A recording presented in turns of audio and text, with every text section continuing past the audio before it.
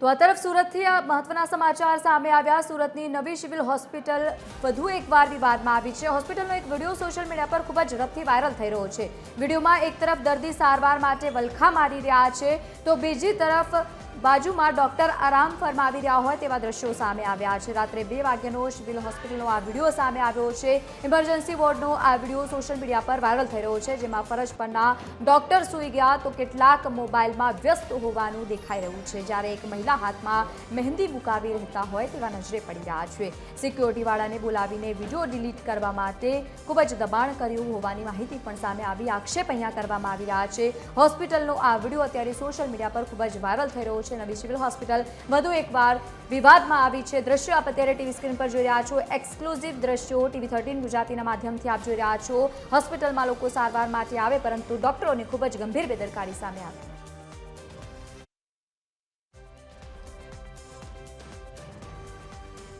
આવા રેડી છું જ્યારે પેલા ભાઈની ટ્રીટમેન્ટ થઈ જશે।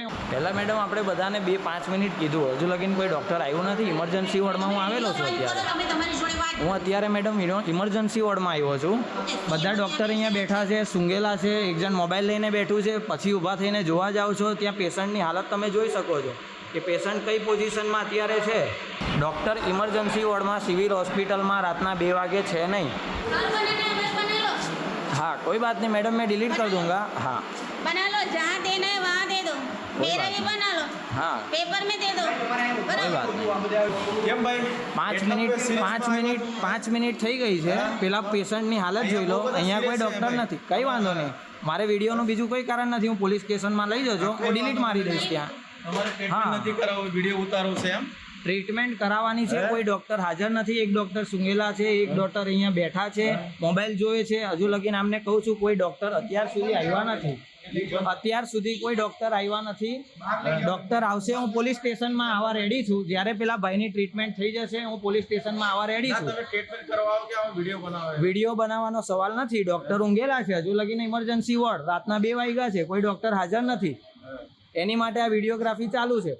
પેશન્ટ મેં તમને બી સાહેબ કીધું બહાર કે ઇમરજન્સી પેશન્ટ છે સાહેબ, ક્યાં લઈ જાઉં? હજુ લગીન આવ્યા અમે 10 મિનિટ થઈ સાહેબ, હજુ લગીન કોઈ આવ્યા નથી। મારા કહેવા છતાં આ મેડમ ઊભા નથી થતા। મને કહે છે કે તમને હું બોલાવું છું, સિક્યોરિટીને બોલાવું છું। કંઈ વાંધો નહીં, સિક્યોરિટી બોલાવશો, હું જઈશ, પોલીસ કેસ કહેશે ડિલીટ કરી દઈશ। અત્યાર સુધી કોઈ જોવા આવ્યું નથી। ડૉક્ટર એક જ હાજર છે એવું કહે છે। ક્રિટિકલ કેસ છે, પાછળ છે। નહીં, મારી પાસે વિડીયોગ્રાફી છે। હા કોણ શું કરતું હતું, હા કંઈ વાંધો નહીં। મારી પાસે જ્યાં સુધી ટ્રીટમેન્ટ નહીં થશે વિડીયોગ્રાફી ચાલુ છે। હા બસ, હા કંઈ વાંધો નહીં મેડમ। ઇમરજન્સી વોર્ડમાં લાવ્યા છે સાહેબ, કોઈ ડૉક્ટર તો હોવા જોઈએ ને। પેશન્ટની પોઝિશન જુઓ, આ પેશન્ટની પોઝિશન તમે જોઈ શકો છો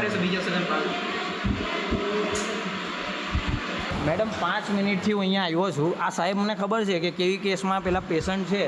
ડૉક્ટર એક ભાઈ અહીંયા સૂંઘેલા છે, આ ભાઈ મોબાઈલ લઈને બેસેલા છે, પેલા મેડમ મહેંદી મુકાવે છે। હું એમને કહું છું કે અત્યારના પેલા પેશન્ટની હાલત ક્રિટિકલ છે, આવે છે ને ડૉક્ટર, કંઈ વાંધો નહીં। ડૉક્ટર આવે છે ત્યારે હું બંધ કરી દઈશ। તમને કોઈ તકલીફ હોય મારી ઉપર કેસ કરી શકો, પણ કેસ કરી શકો છો। હું આવવા માટે રેડી છું, કારણ કે જુઓ જે ગેરકાયદેસર કામ અહીંયા ચાલી રહેલું છે, કોઈ ટ્રીટમેન્ટ આપતા નથી। હા ટ્રીટમેન્ટ મળતી નથી। કેટલા માણસો આવે આખા ટ્રીટમેન્ટ મેડમ અમને પૂછો। હા કઈ વાંધો, કારણ કે કેટલું ક્રિટિકલ ઇમરજન્સી વોર્ડનો મતલબ હું ઇમરજન્સી વોર્ડનો મતલબ શું મેડમ, તમે મને એ સમજાવો। ચાલો રાતના 2 વાગે છે, અમે સિવિલના ભરોસે અહીંયા આવ્યા છીએ। પણ મેડમ આટલી ઇમરજન્સી હોય, જરા 1-2 ડોક્ટર નહીં હોય તો તરત કોઈ બીજા ડોક્ટરને શેની માટે રાખ્યા છે? વિડિયો બંધ કરો પહેલા પ્લીઝ સાહેબ, પ્લીઝ।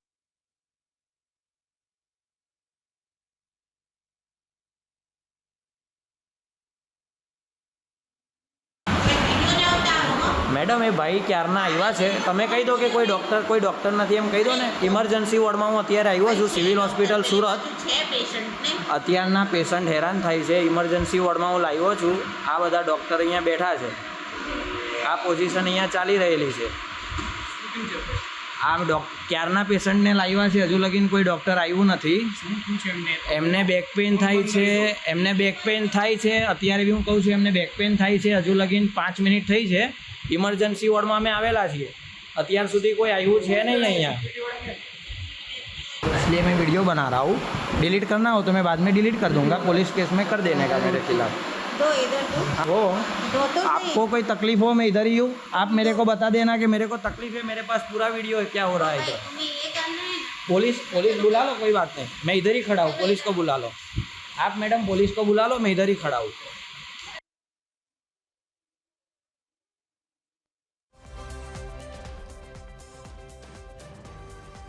થઈ રહ્યો છે સિવિલ હોસ્પિટલની આ ઘોર બેદરકારી કહી શકાય, કારણ કે ડોક્ટર્સ ત્યાં બેસીને આરામ ફરમાવતા હોય, હાથમાં મહેંદી મુકાવતા હોય તેવા દ્રશ્યો આ વિડીયોમાં કેદ થયા છે અને બીજી તરફ ઇમરજન્સી વોર્ડમાં દર્દીઓને ભારે હાલાકી થઈ રહી છે।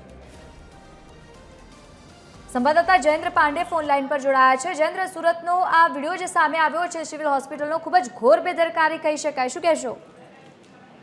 જી બિલકુલ કે જે પ્રકારે નવી સિવિલ હોસ્પિટલો વારંવાર વિવાદમાં આવતી હોય છે ત્યારે ફરી એક વખત વિવાદમાં આવી છે। સામાન્ય દિવસોમાં વોર્ડમાં આવી સમસ્યાઓ સામે આવતી હોય છે, પરંતુ હવે ઘોર બેદરકારી સુરતના નવી સિવિલ હોસ્પિટલ ટ્રોમા સેન્ટર, જેને ઇમરજન્સી સેન્ટર કહેવાય, ત્યાં તમામ ચીજ વસ્તુ ઉપલબ્ધ હોય છે, ડોક્ટરો પણ ઉપલબ્ધ હોય છે 24 કલાક 365 દિવસ।